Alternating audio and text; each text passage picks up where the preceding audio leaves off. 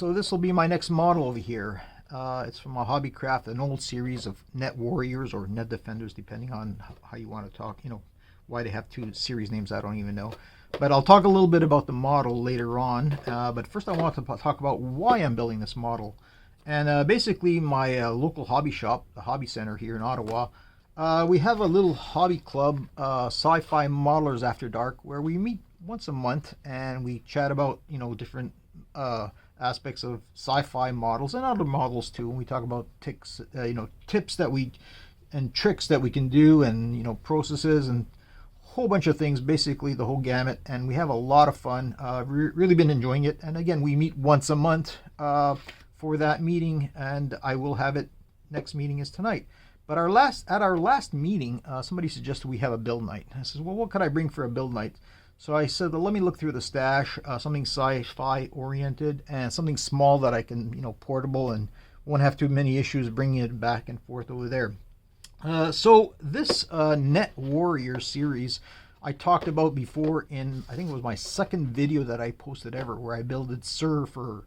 And basically, they're kits that were around in the late 90s or early 90s. And they were at, you know, Woolworths, I think, for like $3. And I wasn't really building models at the time, but I said, you know, I wanted to get back into it. I want something to practice. I figured these are crappy kits to begin with, so no harm, no foul, and I can just, you know, try my hand at getting back into modeling. And so I've built I built 3 from the series, and this is the last one I have over here. So I said I want to do a little something special. Now for the other ones that I've had, and again, you refer back to that older video, my second video. I'll put a link into it over here in my notes. And you can see that I've always built like kind of a little diorama with them. And this one I want to do something a little special with it.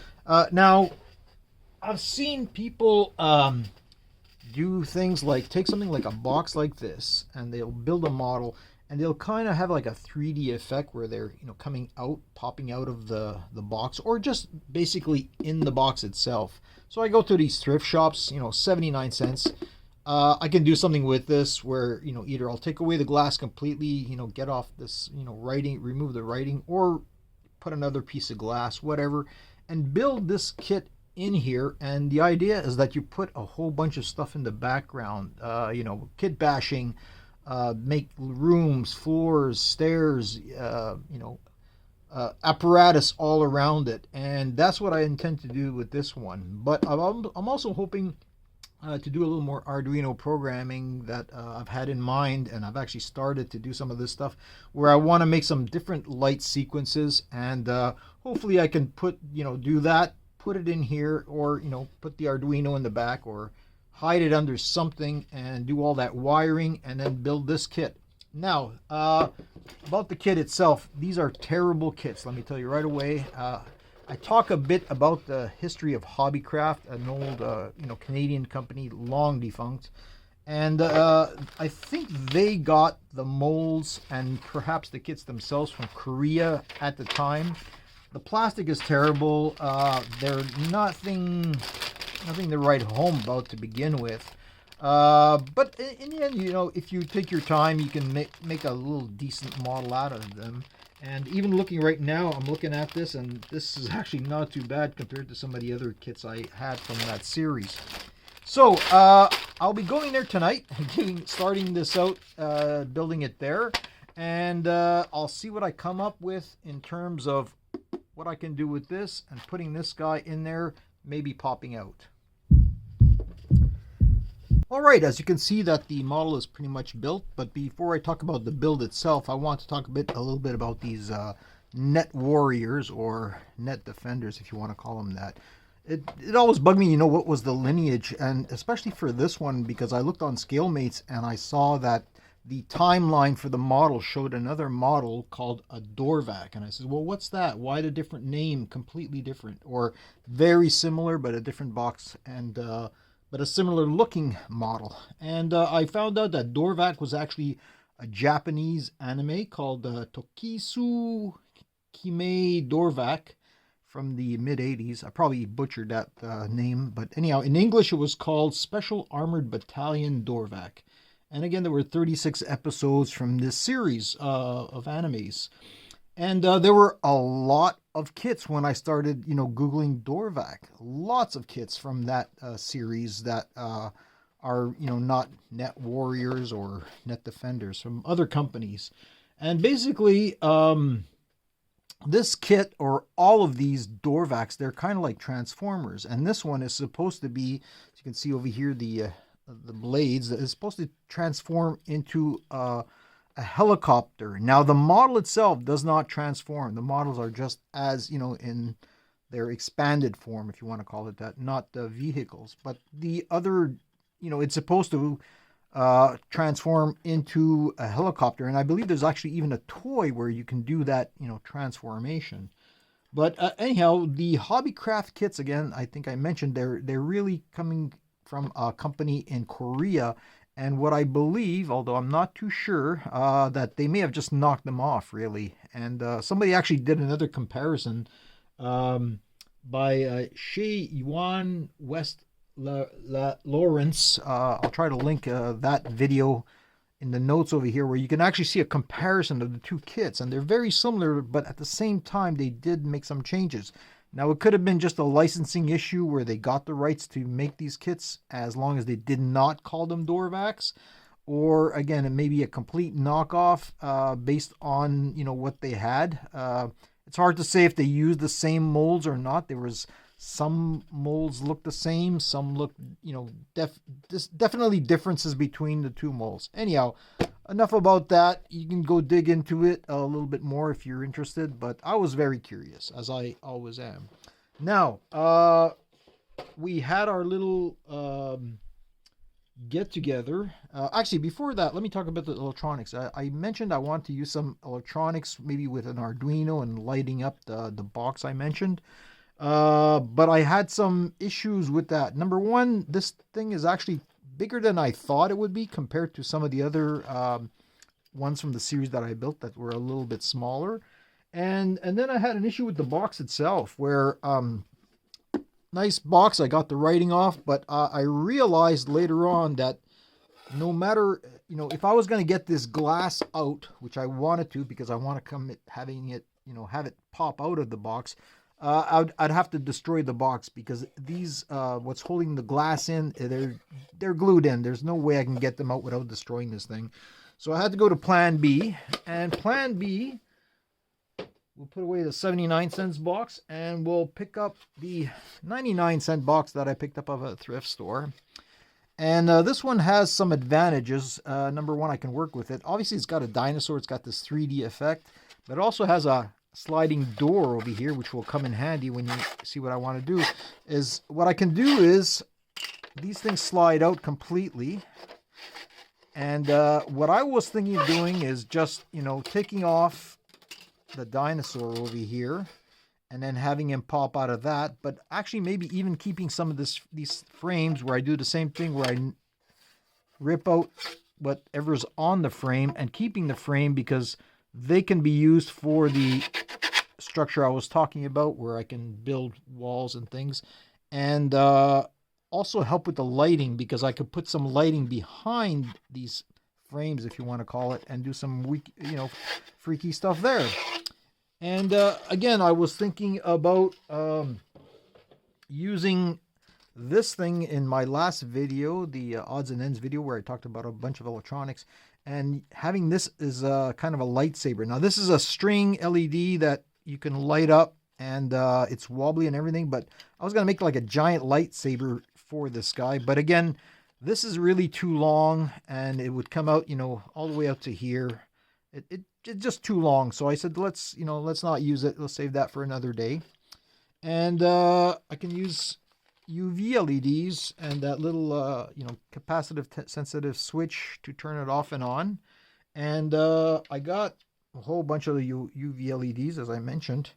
And I did a little experimentation. Now, I know you're not going to be able to see this too clearly on the video over here, but basically these light up under UV. Let me see if I can dim some of these lights over here. Maybe you'll see it a little bit better anyhow. And and I'm underpowering this LED too, but basically it has the UV effect, and it kind of lights up the fluorescent parts if they're shined right on it. Again, it's hard to see under these lighting conditions, but you got to trust me. And I can make these a little bit brighter, and I can use a whole bunch of them to basically light up this sky. Now, one thing about the kit is, again, there's a lot of articulation. Let's maybe get some of these lights back on. And I can pose him and then basically glue him in place so that it no longer articulates. And again, my idea was him kind of jumping out of the box over here like that, and then get him into a specific pose. Actually, I can maybe use that there. Get him into some specific pose coming out, and then building all, apparatus in the background over here, and then lighting that up from the back mostly. But at the same time, maybe I'll pop one out if I decide to paint him in fluorescent also, then to have some lights, sticking out on some sort of a stem so that he can be lit up at the same time. So I've built the kit, and again, the articulation is with these little rubber donuts that go in specific places to give him that articulation. Some of the articulation is better in certain spots than others, but I'm not worried about that. As a matter of fact, even these things turn over here. And I'm not sure if I'm going to use the blades for the copter effect. Now, this gun is supposed to actually go on his ankle. I'm not too crazy about that. I'll see if I use that or not. And then you actually have some options with the kit where you can put this thing here with the triple gun, which I did bore out the nozzles over here, or you could use another clamp arm like that. But anyhow, I decided I was going to go with this. I kind of thought that was pretty cool, and we'll be doing that. Now, again, I built this. I brought it to the Sci-Fi Modelers After Dark the first night, and we had a good time, and I did some building. But to be honest, this kit does not work very well with Tamiya Extra Thin, which I brought that night. And I also remember having some issues gluing with the other kits from the series that I built. So I did bring a little bit of CA that night, and that worked, but it was actually very time consuming for the CA to glue the stuff for some reason. Like I'd be holding parts for 5 minutes just to get some glue. So I didn't get a lot of building done that night, but we did have a good time. Took some photos, had Jason from Jason's Models take some photos for me, and basically when I came back, this is the glue to use for this kit for sure. This stuff works.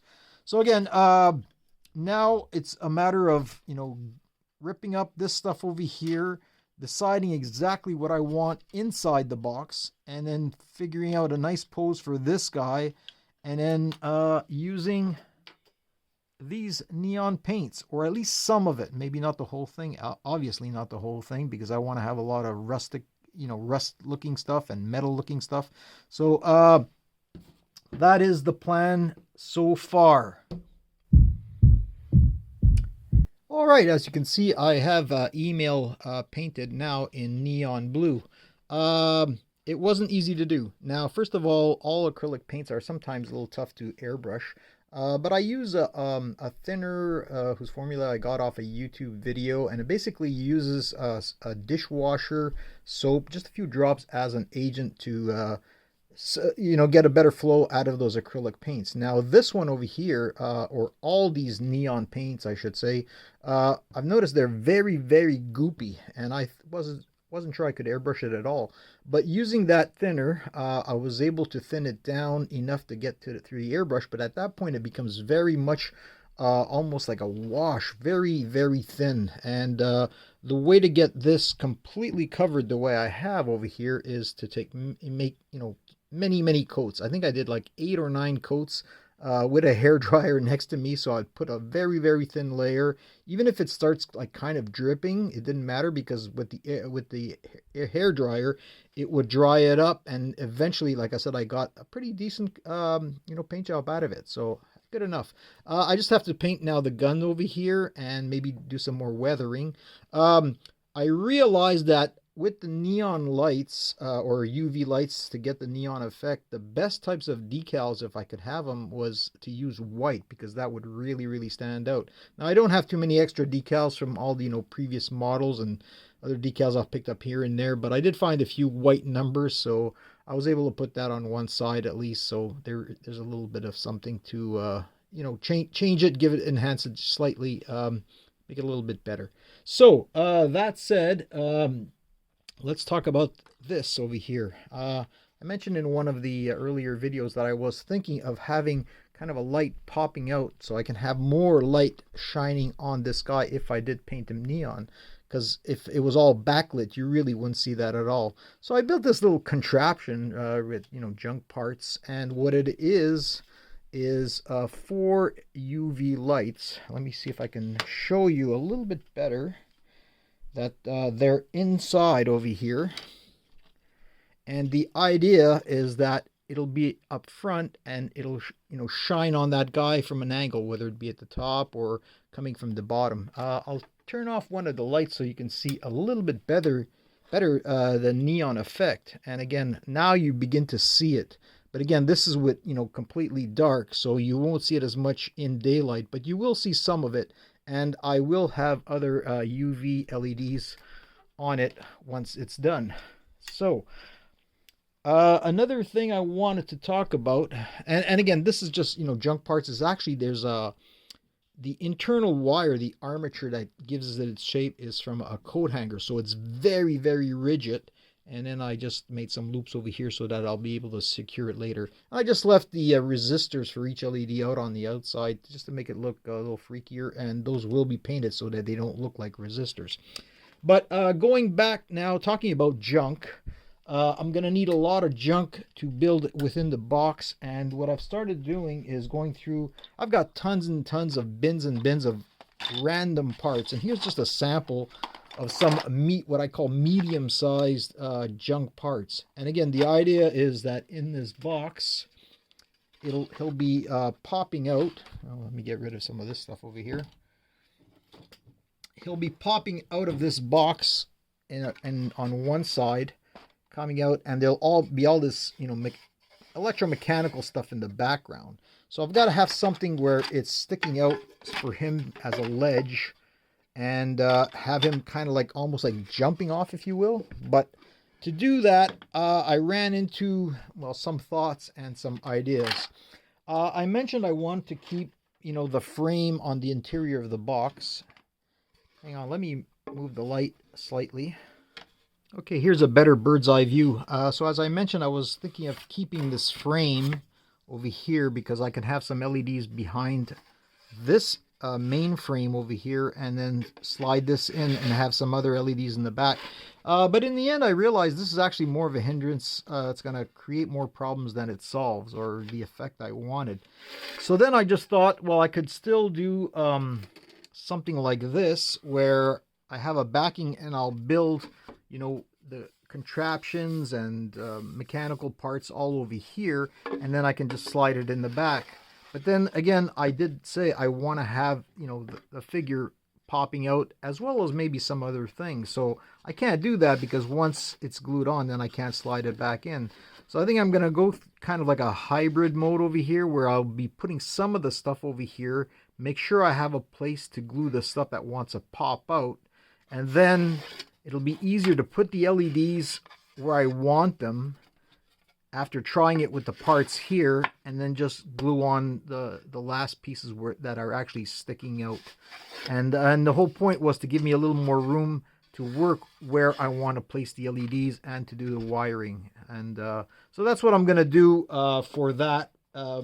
Now, the next time I do this, I thought about it later, is next time if I do this kind of stuff, I'll try to get a clear box, with a backing and the you know, the walls and the base and the top, and then just have this remove the front frame, where you can do all the work you want and then just put the frame at the end, which would make more sense. But I really can't do it with this box.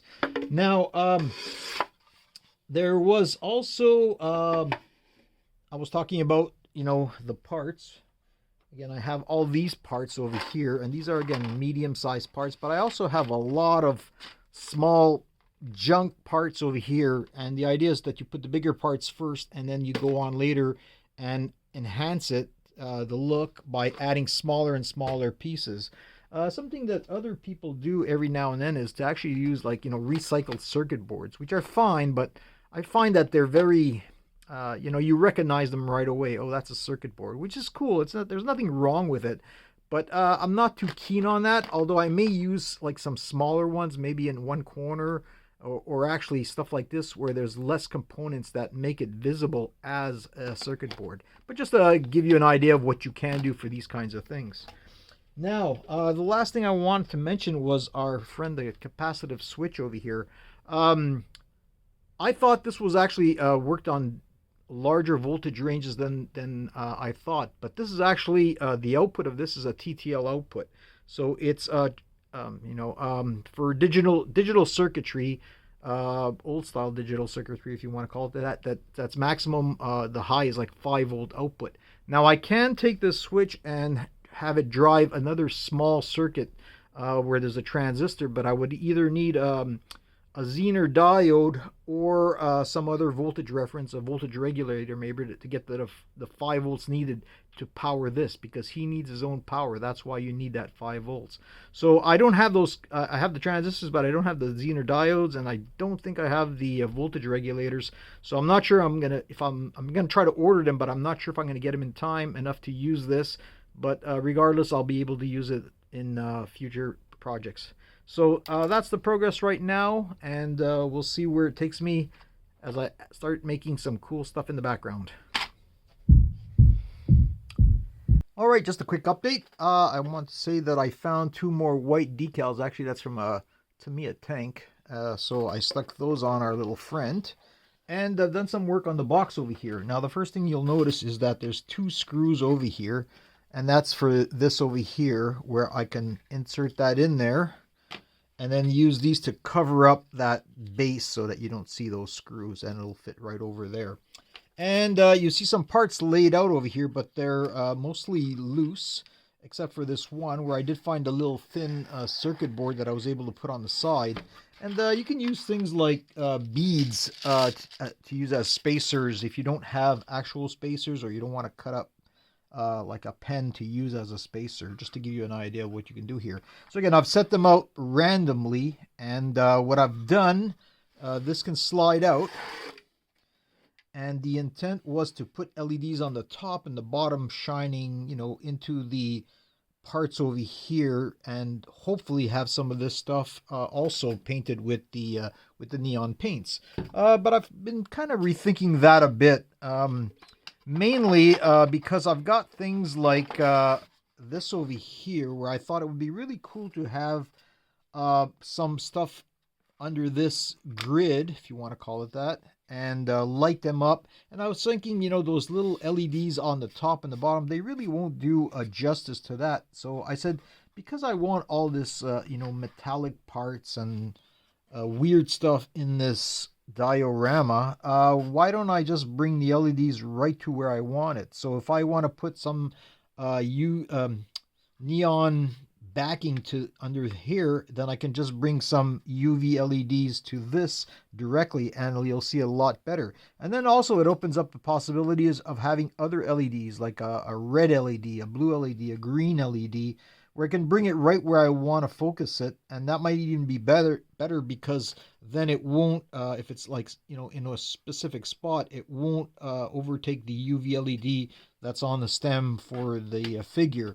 So I'm not sure if it's going to all work out. I'm just trying things over here. But just to give you an idea of what I wanted to do in terms of layout, where I put big pieces first, and then, use small little stuff all around it just to make it a little bit more interesting, but also have kind of layers where this is kind of like in the background and there's maybe stuff over it, again, for the 3D effect. And I was thinking what I'd really like to do, and this may help also for the wiring, is to use these straws or other types of tubes all over the place, again, for the 3D effect, and maybe helpful in terms of bringing actual wires and hiding the wires. Although I'm not, not really averse to having the wires actually shown, because I was thinking of actually, even using some wires as part of, that decorative effect, like just passing them around and, going around corners and up and down, and, in three in all the planes, right? The 3D planes. So I just wanted to give you that quick update, and I've got still a lot of work to do. All right, so this progress report, although I hesitate to call it progress because this model seems to be one step forward, two steps back. And I won't get into all the details of what I've been doing, but some success, some things not so successful. The biggest problem I had was regarding the UV LEDs, where, as I mentioned, I want to have this one over here, focused on the main figure, and a whole bunch of other LEDs, UV LEDs, lighting up parts of the background with, some of the stuff I used the UV paints on. And what I realized is that these LEDs, they're not high intensity, and so it's really hard to get them to show the fluorescent effect. As you saw, even on this one, I had to put 4 LEDs and barely get some, fluorescence off of this guy over here. So I've changed plans.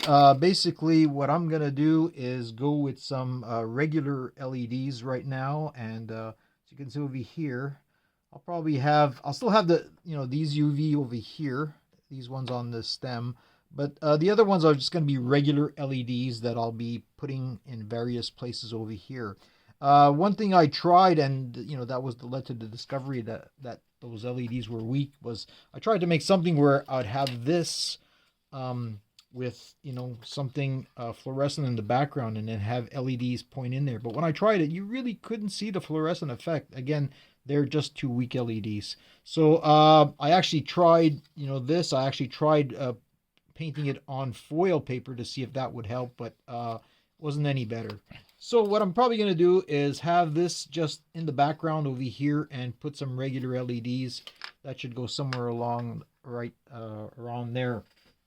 Now, some successes were trying chipping technique with some hairspray. As you can see, all these bigger parts over here, I tried that technique, which I've had very little success in the past with, and I tried it this time, and it worked out much better this time. As you can see, some parts are better than others, and that's what I really discovered, is depending on what you're painting, what the paint is, it really does make a difference on how successful the chipping will be. Some of it really comes off in chips, whereas some of it kind of slowly blends off as you're trying to get that chipping effect. But regardless, I've got some of it, and I'm happy with that, and we'll stick with that.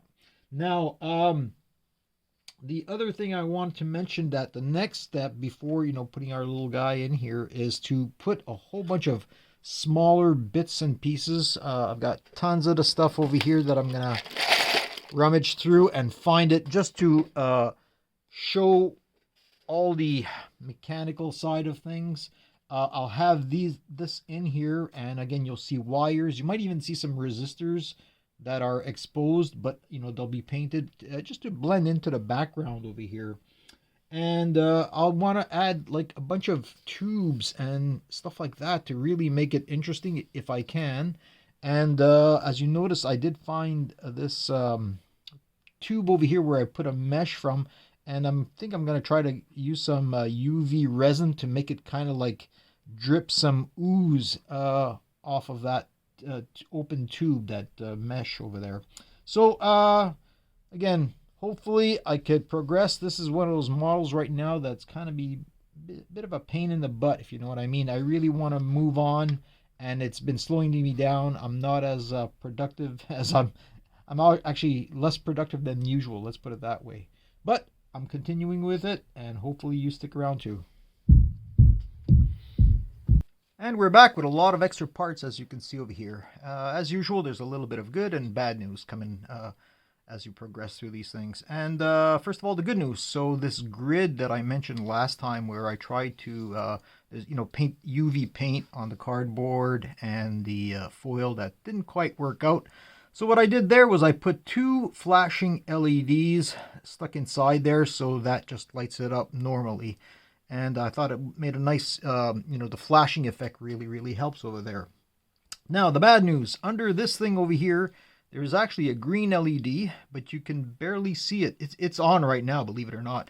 And I don't know what happened there. I prototyped it off on the side.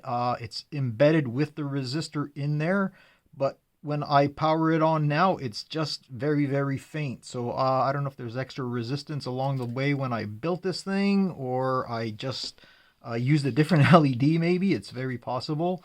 But I actually stuck a mirror under there to see if it's lights up at all, and it does. So you can barely see it, but I stuck a little foil under there just in case you're seeing this in the dark, in which case you'll see a little bit of green coming out of there. But that was a failure, but I stuck a nice little red LED. I don't know if you can see that in there, and that looks awesome. So I was really happy with that. And again, the wiring goes through the pipe. Speaking of which, this thing over here, the wiring is all external copper wire, thick wire that goes around. And this is the resistor boards that actually powers this thing. I mentioned before that I didn't think I wanted to have those resistors shown and I was going to paint over them, but I'm actually trying to I may go back on that. I may leave that and actually show the resistors. I think it's cool that somebody who knows anything about circuitry can actually follow this thing and say, oh, that's actually powering that thing. So really very happy how that came out. Now another bad thing, this switch over here, it actually broke after I installed it, and it's a single pole double throw. So now down is on, up is off, believe it or not. I didn't want to take it out because it would have been just too much trouble, and I'll live with it being the opposite of normal in terms of on and off, but it works. Now speaking of the neon paints, as you can see over here, I did add them onto some of the little bits and pieces that I have, and actually one of those things are clear parts that are little buttons from telephones and calculators, and they really come in handy. I've used a whole bunch over here, but you can see if I turn off the lights how this is going to look a little bit better, and it just, some of these parts just really light up like crazy. And even cooler is when I put the guy over here, when it's really dark, you can really see the neon effect. So I'm very happy with that. Not perfect, but it is what I wanted in the first place. And I've actually put a little blue fluorescent paint on some of these little grid things. And speaking of grid things and parts in general, as you can see, I've used a whole bunch of really weird stuff. As I mentioned, little buttons come in handy. So always, when you're before you throw them out, throw away something like a calculator, break it apart, take all those little parts out. But this is actually over here. These are floss sticks, where I just cut off all the floss and put them together in kind of like a grid, and put only halves in between to hold it, so that I would have all these nice gaps. I don't even know what these things are, but they were in my parts bin, so I just stuck them and made some more grids because I didn't want to have just grids this way. I wanted some this way. And I got this nice flex tube in here. I stuck it under there to make that a little more cooler if you want it. And to actually hold them in place, what I really found was handy was to actually glue first a small dowel, so that the dowel goes in, and then it's so easy to align because you don't have to worry about straightening it out as you're gluing it. So I'm going to be filling it up with more little pieces, maybe a few wires. I'm not sure about that. I'm kind of happy with, how dense the density of the stuff right now. But if I can, and I see a good spot for it, I might have some extra wires going just around the back, snaking around, or even, up in the air. As I said, I wanted that 3D effect. So hopefully the next video will be completion of the project. I just realized you couldn't see the red LED because it wasn't wired in, and I couldn't see it from my angle. So there it is. You can see it now. All right, I've got email done now. The Net Warrior or Net Defender, depending on which part of the box you believe. But before I talk about what I've done since the last time, you can see there's quite a lot. Let me shut the lights off, and you can see the full neon effect with the UV light, which is kind of in the way by and obscuring a few things. But as you can see, it looks really, really cool. You can do the little bits and pieces that I painted neon afterwards. They came out really, really great. And I also have a little ooze. You'll see it again when I turn on the lights. that has some neon paint in there dripping out of the big tube over there. The figure itself, I can tell you right now that it looks better in real life, and the camera is not really capturing that neon effect from the figure because he is darker. But let me turn on the lights and talk about it a little bit more.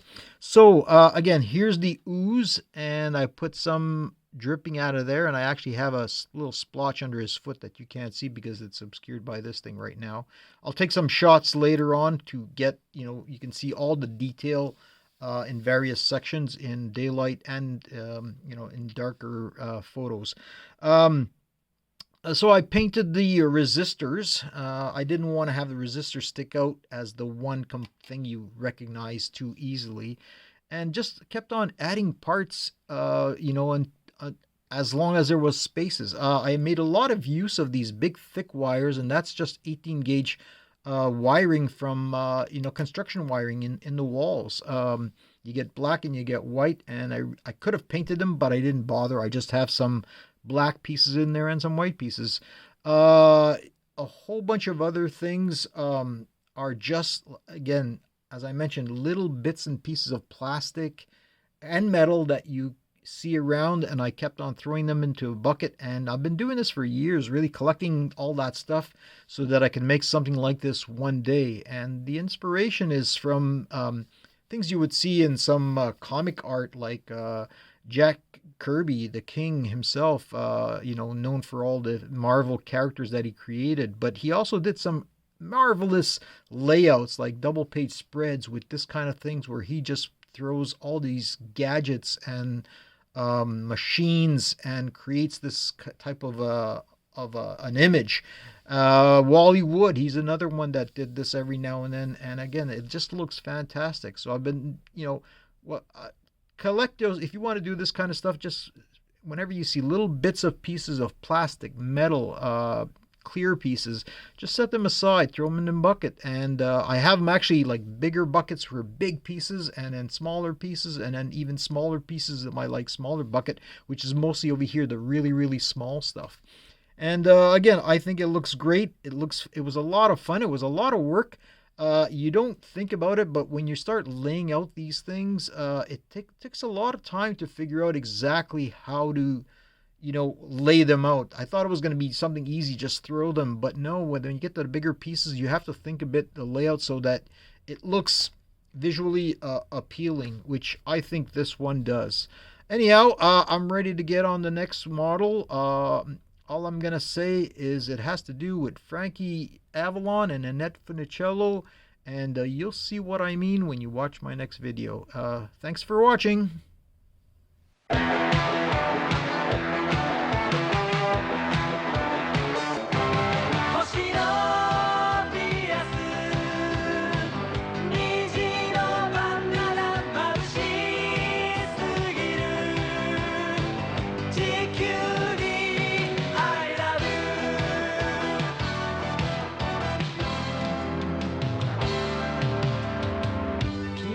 Ten